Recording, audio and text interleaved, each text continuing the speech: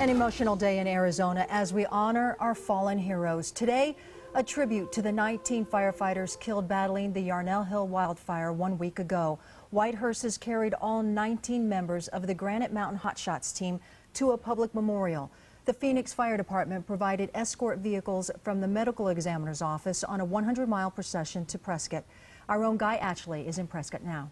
Such a sad day here in Prescott to end so beautifully. Hundreds of people came here to pay their respects to the fallen firefighters and their families. And even as the tears flowed, they found a way to celebrate the men's lives.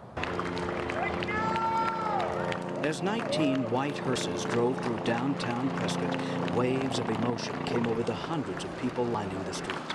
A reminder that the fallen Granite Hotshots will never fold Quite a few of those guys. I've lived here my whole life, and they were our hometown boys. They were our boys.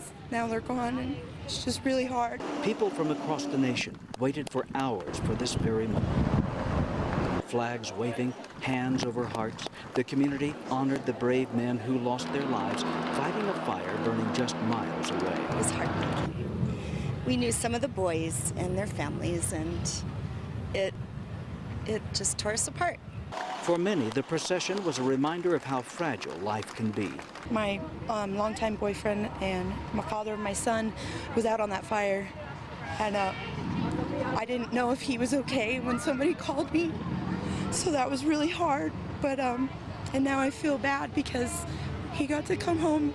But through the heartbreak, this tight-knit community has found a way to remember the Granite Mountain Hotshots in a way they say their fallen friends would have wanted.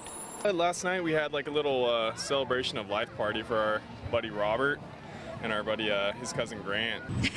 Sure. Yeah, they had a Baba-palooza last night, and yeah, he was very well known and very well loved. Clayton also very well loved. All of them. And on a day like today, reminders of the good times are what keeps the friends and families of the fallen going. And I know that a lot of people in this town are giving free services to the families and helping them and wrapping their arms around them, and we will continue to do that.